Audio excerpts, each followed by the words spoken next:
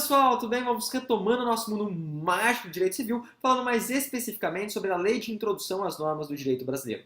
Até o presente momento, já trouxemos, já pontuamos com vocês disposições iniciais, tópico de número 1, e ventilamos no tópico de número 2 acerca da vigência dessas leis. Lembrando que dentro de vigência, pontuamos os sistemas de vigência, né? Tópico 2.1, 2.2 falamos de vacatio legis, 2.3 falamos de cláusula de vigência, 2.4 pontuamos a forma da contagem dessa cláusula de vigência, 2.5, né, trouxemos, gostamos com vocês, né, acerca, por demais, da chamada lei corretiva, artigo 1º, parágrafo 3º e parágrafo 4º, falamos do fenômeno da repristinação, né, do artigo 2º, parágrafo 3º, e terminamos aí sobre os princípios, 2.7, né, princípios relacionados à vigência, que são dois princípios, lembrando-se sempre do princípio da continuidade das leis, né, ou seja, princípio esse aí, cunhado, previsto, talhado no artigo 2º da LINDB, e também princípio da obrigatoriedade das leis, princípio esse, né, esculpido, talhado e cunhado no artigo 3º da LINDB. Dito isso, vamos dar continuidade, vamos adentrar no nosso tópico de número 3. Lembrando-se sempre, né, que como nós propusemos na nossa primeiro bloco, na nossa primeira aula,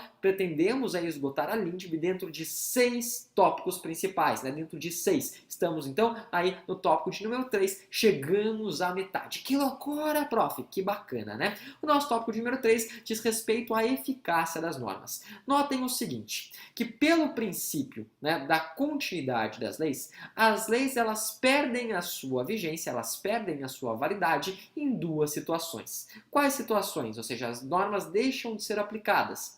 Em situação de revogação, né, ou por demais em hipótese de ineficácia. Então, dentro de eficácia, nós podemos falar de revogação e ineficácia. Começaremos por revogação, nosso tópico de 3.1. Primeiro detalhe, gente, a revogação ela pode ser abrogação ou derrogação. Prof, tem diferença? Claro que tem. A abrogação, ou a terminologia abrogar, nada mais é do que o debelar completo da norma. A norma deixa de existir em sua totalidade. Que loucura! E derrogação? Derrogação, em contrapartida, significa que a norma perde a sua aplicabilidade de forma parcial. Acontece, né, como nós já trouxemos aí dentro do próprio princípio da continuidade das leis, que a revogação ela pode ser realizada, ela pode ser perpetrada de 3 formas. E por que 3? Porque 3 é holístico. Por que 3? Porque 3 é mágico, né? Podemos lembrar, então, por exemplo, que os elementos da ação são 3. Quais são os elementos da ação? A gente pode falar de partes, causa de pedir e pedido. Podemos falar para vocês, por demais, né, que crime nada mais é do que um fato previsto em lei, tipicidade, contrário ao ordenamento jurídico e licitude que nos traz uma certa reprovabilidade, censurabilidade, né? Podemos falar também que tributo, de acordo aí com a nossa Constituição, nada mais é do que imposto, taxa e contribuição. Que loucura, prof! Então 3 é o nosso número mágico, é Harry, Rony, Hermione, é Luke, Leia, Aragorn, Legolas e Gimli, né? É passado, presente e futuro. Ou seja, 3 é o nosso número mágico. São 3 também as formas aí que a gente pode pontuar, que a gente pode esboçar para vocês de revogação. A primeira forma é justamente uma ideia de uma revogação expressa. O que é revogação expressa? Revogação expressa significa que a lei que revoga, ela pontua de maneira, né, expressa, de maneira direta, de maneira objetiva, que ela está, então, na verdade, revogando a lei pretérita, que ela está, na verdade, né, debelando a lei pretérita, seja em sua totalidade, a abrogação, ou parte dela, derrogação. Sem grandes dificuldades, sem grandes dúvidas, né? Podemos ir além. Falamos ainda, por demais, né, da chamada revogação tácita. Essa revogação tácita, ela se dá, na verdade, nada mais, nada menos do que aquelas situações em que a lei posterior, ela demonstra uma certa incompatibilidade com a lei anterior, né? Nesses pontos em que nós temos a demonstração dessa incompatibilidade, a lei anterior, ela perde a sua aplicabilidade, né? Ou seja, naquelas hipóteses em que nós demonstramos, então, né, ou seja, a dissonância, o descompasso da lei nova com a lei passada, ela deixa de existir, ela perde a sua aplicabilidade. E notem, não existe presunção desse descompasso, né? Ou seja, essa dissonância deve ser demonstrada, deve ser provada. Observação aqui, observação que eu já ventilei quando nós pontuamos o nosso tópico de 2.7, dentro do princípio da continuidade, que nada mais é, né, que o artigo 2º, parágrafo 2º da LINDB. O que fala o artigo 2º, parágrafo 2º da LINDB?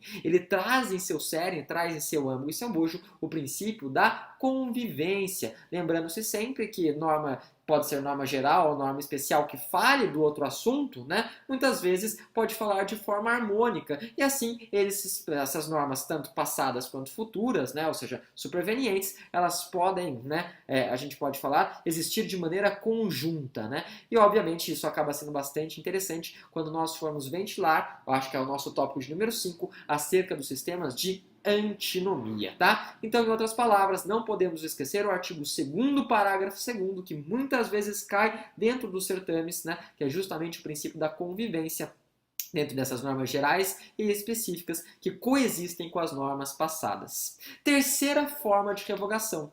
É conhecida essa terceira forma de revogação como revogação global, ou se vocês preferirem, né, por normação geral. Alguns doutrinadores trabalham ela também como uma forma de revogação tácita, né? Mas de qualquer maneira, o que seria essa revogação global ou por normação geral? Gente, a revogação global por normação geral significa que essa lei nova que está surgindo, ela trabalha com todos os pontos da lei anterior. Se ela trabalha todos os pontos da lei anterior, não faz mais sentido a gente continuar, né, trabalhando com aquela lei pretérita. Não existe mais razão da gente trabalhar ou aplicar aquela lei antecedente. Vamos debelá-la por completo, né? Vamos extirpá-la por completo. Ou seja, vamos nos preocupar só com essa última lei, né? Com a lei que trouxe uma normação geral ou uma normação global. Show de bola, super tranquilo esse tópico, né, relacionado à eficácia, que é o tópico da revogação.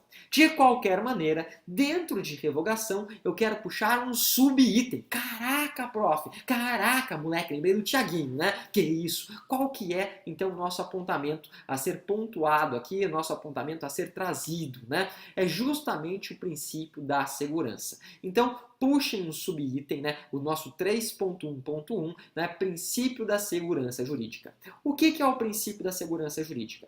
Gente, tanto a nossa Constituição, né, tanto a nossa Bíblia Política, bem como a LINDB, a Lei de Introdução às Normas do Direito Brasileiro, elas vão, né, pontuar, elas vão professar, elas vão esquadrinhar o quê? Que existem três coisas que não voltam atrás. Como diria até um ditado chinês, né? Ou seja, a chance perdida, a flecha lançada e a palavra proferida, né? Que loucura, prof! São essas três coisas que não voltam atrás? Também, né? Mas tem três coisas que não voltam atrás, de acordo com a LINDB, né? Essas três coisas que não voltam atrás, elas se encontram, né, no artigo 6º dessa Lei de Introdução às Normas do Direito Brasileiro. Quais são essas coisas? Né? A primeira delas é a coisa julgada. Coisa julgada é aquela coisa que não cabe mais recurso, né? Temos ainda o direito adquirido e, além do direito adquirido, podemos ainda pontuar para vocês, né, mais uma outra situação, que é o ato jurídico perfeito. Então, essas três situações, elas estão aí bem trabalhadas, né, bem pontuadas dentro do artigo 6º. Então, coisa julgada, direito adquirido. No direito adquirido dá até para fazer um beatbox. O que é direito adquirido? Tuts, tuts, tuts. Aquele que pode ser exercido, né? Ou seja, está lá conceituado no artigo 6º, não tem nada a ver com isso. De qualquer maneira, né, qual que é a ideia dessa preocupação desse princípio da segurança? É o seguinte, ainda que nós tenhamos uma lei nova, essa lei nova não pode ser apta a atingir, né, esses três itens. Coisa julgada, né? Por demais, não pode atingir direito adquirido e nem ato jurídico perfeito, né? Ou seja, esses três itens, eles são, na verdade, itens que teoricamente estariam incólumes, né? Seriam itens que não poderiam ser modificados por segurança jurídica. De qualquer maneira, nós temos algumas exceções. Exceções onde eu posso modificar a coisa julgada, o direito adquirido e o ato jurídico perfeito. Não vou falar aqui da flexibilização, né? Muitas vezes relacionado ao exame de DNA, que as pessoas acabam vendo dentro dessa paternidade, né? A paternidade que surge de maneira posterior, né? Ou seja, é possível você pedir, então, uma flexibilização da paternidade, uma ação, né? Enfim, flexibilização aí da coisa julgada, né? Em algumas hipóteses, até o STF falou, mais vale uma sentença, né, justa do que uma sentença segura. Eu já vista a terminologia da palavra justiça. Não é isso que nos interessa. Quais são as três exceções, né, aqui que permitem, obviamente, né, ou seja, flexibilizam, trazem um tempero, né, obviamente, a esse princípio da segurança jurídica esculpido, talhado dentro da LINDB. Gente, primeira situação diz respeito ao direito penal, né? Lei penal benéfica. Lei penal benéfica, ela pode voltar atrás? Pode, né? Quando a gente estuda direito penal, dentro desse sistema da lei penal no tempo, nós sempre observamos que a lex miserior, que é justamente essa lei benéfica, ela traz em seu cerne, em seu corpo, em seu âmago, o quê? Um efeito ex tunc. Lembra sempre, bateu na testa, foi para trás, né? Bateu na testa, foi para trás, ou seja, ex tunc, né? Tem T, foi para trás, ou seja, retrocede. Essa norma pode retroceder, ainda que atingir direito adquirido, coisa julgada? Pode, sem nenhum problema, sem nenhum entrave. Ainda que nós tenhamos já uma decisão transitada em julgado, né, que não caiba mais recurso, surgiu lei nova, né, uma abolício crime, ou seja, o crime deixou de existir, né, ou uma, que a gente chama uma novatio legis in melius, pode retroceder? Pode, né? Sem nenhum problema, sem nenhum óbice, né? Então, essa situação que a gente fala da lei penal benéfica, primeira exceção ao princípio da segurança jurídica. Segunda exceção ao princípio da segurança jurídica, que a gente pode trazer para vocês, né? É justamente as leis interpretativas, né? A interpretativa, que seriam aquelas leis que, de certa forma, trazem tão somente como que a gente vai interpretar, né? Ou seja, uma lei já existente anteriormente, né? Uma lei que já está sendo aplicada. Então, cria uma lei posterior, ainda que, né? Anterior, né? Ela pode trazer aí alguns apontamentos, né? Ou seja, sem nenhum óbice, sem nenhuma grande dificuldade. E por fim, de maneira residual, a gente pode falar da chamada cláusula de retroatividade, né? Cláusula de retroatividade serão aquelas cláusulas específicas que franqueariam em determinadas situações, né, uma análise ainda que de maneira contrária, obviamente, ao direito adquirido, à coisa julgada e até mesmo ao ato jurídico perfeito. Dito isso, né, terminamos aqui pelo menos esse princípio da segurança jurídica e falaremos mais para frente, né, ainda das situações de ineficácia. Até lá, deixo para todos, obviamente, um forte abraço, né, e excelentes estudos. Até mais, gente. Tchau, tchau.